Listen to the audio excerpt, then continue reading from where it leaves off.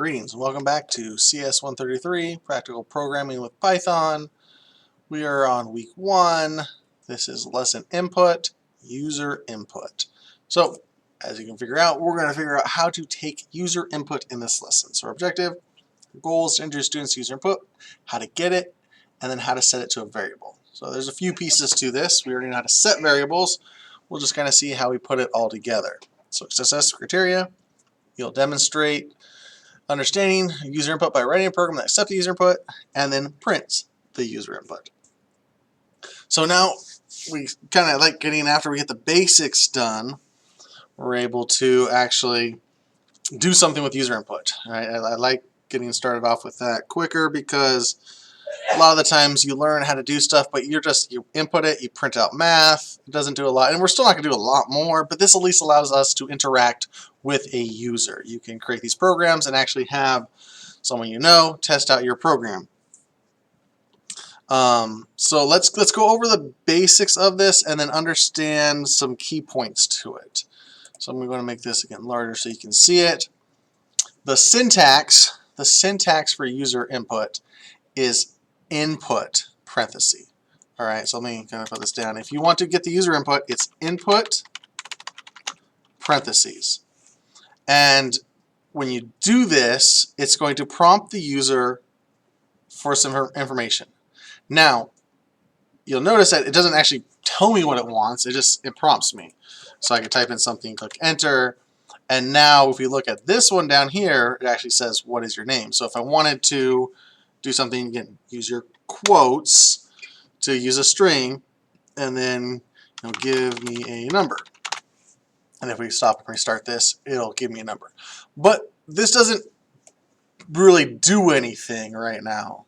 It takes that number, it puts it there for a split second, then it's gone. So thus, that's why our whole goal is to understand all of this.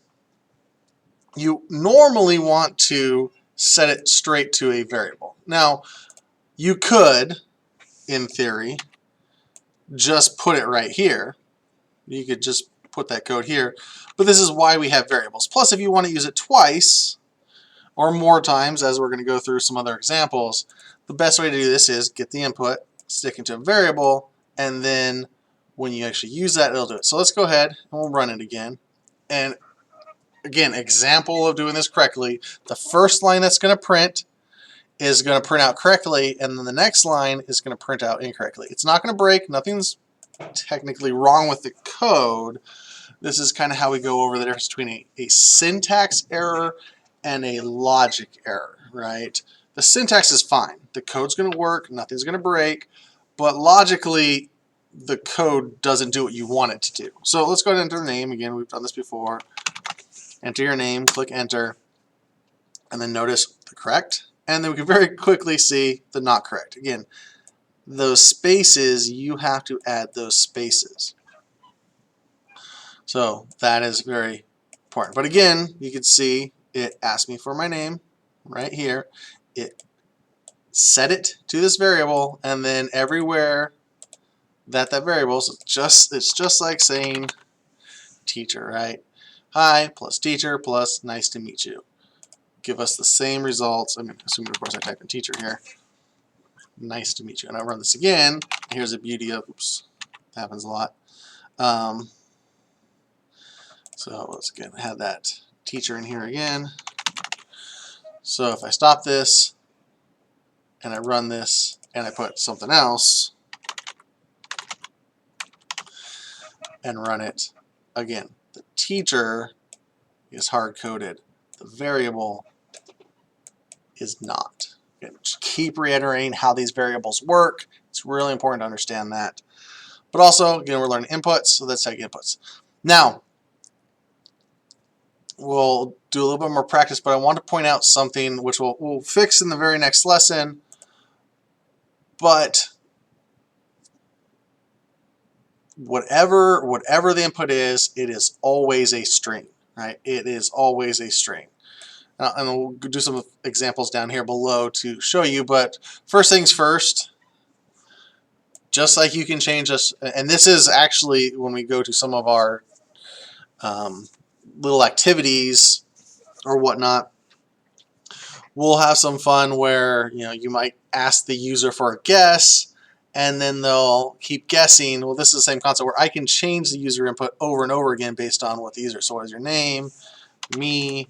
Hi, nice to meet. Hi, me. Nice to meet you. What's your friend's name? Again, it's still user. It's still the same variable. So we are resetting it. I'm going to type in new. And then again, I bet new is nice person, right? So again, you can also reset the number. Now, what happens if you put a number in here? Right? Let's run this again. 5. Now, again, you're not supposed to be able to add an integer to here, right? This will give us an actual syntax error. Click enter though. But I just mentioned, and this is a huge error with inputs. Inputs are always strings.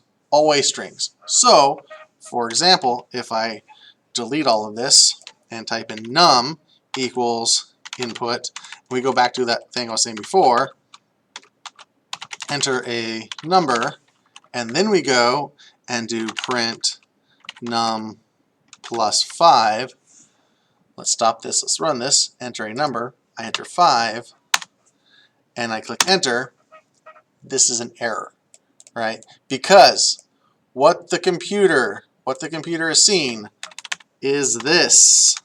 Oops, quotes didn't come up, right? This is what the computer is seeing. It said enter number, I entered 5, it put 5 in here, but this is what it put in there. It put in that. That is why this program broke. Again, our next lesson we're going to learn how to fix that, but for now, always know that inputs are always strings. Always strings. Doesn't matter if you enter a number, it's going to turn it into a string, right? So, and of course, if you actually just typed in the number, typed in 5 and clicked it, that wouldn't work even with what I'm about to teach you. But I digress. That is how you enter an input. The key command, just like print is really print parentheses, that's how you run the command. Input is input parentheses. And if you think about them, both of them, they print whatever you put inside of them. So whatever I put in here gets printed here. Whatever I put in here gets printed here. They both get printed. But print just prints. Input will actually prompt the user to enter something. So that's all for this lesson. We'll see you next lesson when we go over casting, which is how we fix this problem.